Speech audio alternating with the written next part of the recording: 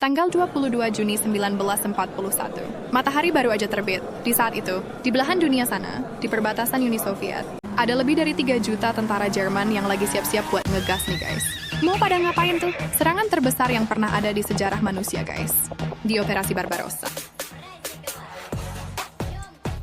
Jadi ceritanya tuh kayak gini guys. Pak De Hitler nih, yang udah nguasain sebagian besar Eropa tuh, mulai merasa nih kalau Uni Soviet kayaknya bakal jadi ancaman.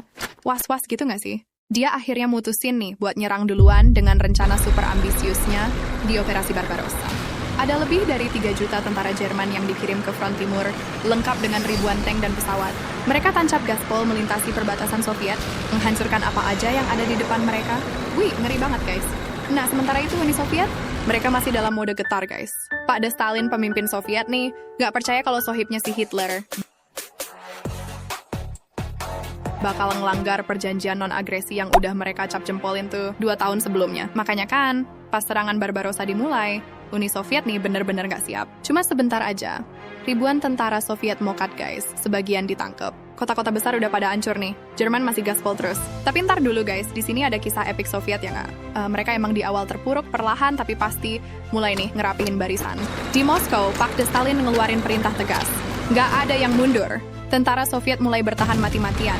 Pertempuran di Moskow udah deh pokoknya jadi momen penting banget gitu, di mana mereka ngehajar balik Jerman yang tadinya pede banget bakal menang cepet. Ada satu momen yang nunjukin mental baja Uni Soviet, dan ini terjadi pada 7 November 1940. Kalian tahu kan, di setiap tahunnya, Soviet tuh ngadain parade militer besar-besaran di Red Square buat ngerayain ulang tahun Revolusi Bolshevik.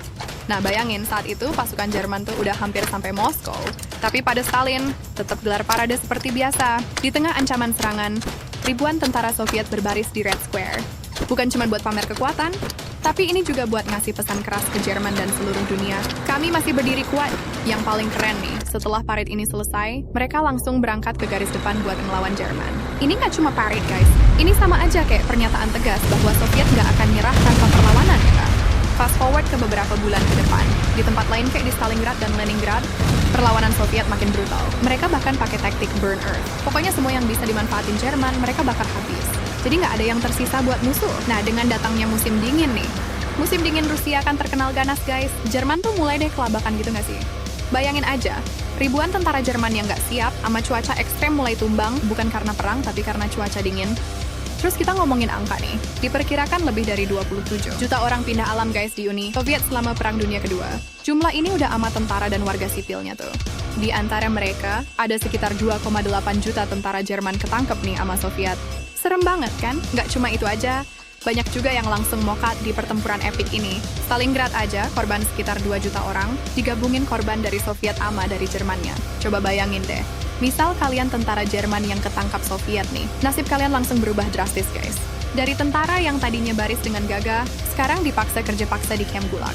Camp ini bukan main-main guys. Dihadapkan sama kondisi yang bener-bener parah, udah cuaca yang dingin banget, makanan yang seadanya bahkan minim, penyakit, sama beban kerja yang berat. Diperkirakan sekitar 381.000, hampir 1 juta tawanan perang Jerman, mokat selama ditahan di Uni Soviet. Tapi nggak semuanya guys. Meski kondisinya berat, ada juga tawanan sih, yang diperlakukan lebih baik.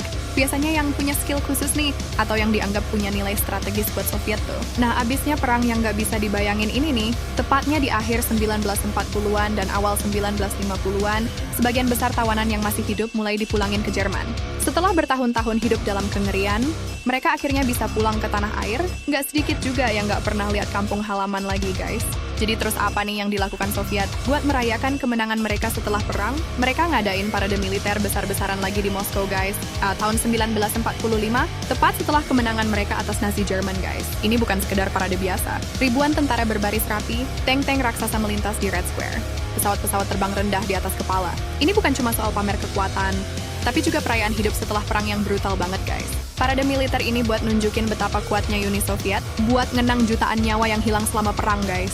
Pasukan Soviet yang selamat berbaris dengan bangga, mengenang teman-teman mereka yang gugur. Bahkan nih, beberapa tawanan perang Jerman yang udah dilepas juga dipaksa buat ngikut parade ini sebagai bentuk penghinaan terakhir sebelum mereka balik kampung nih guys. Kalau kalian lihat dari perspektif Soviet, Operasi Barbarossa ini bener-bener ujian terbesar buat negara mereka.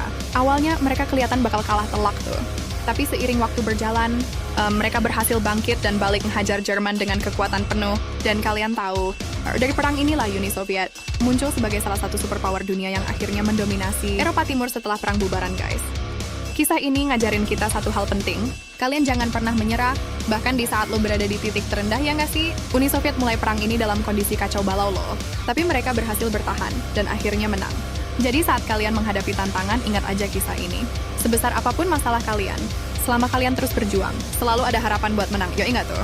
Dan pada akhirnya nih, sejarah ini bukan cuma tentang siapa yang menang atau siapa yang kalah, guys.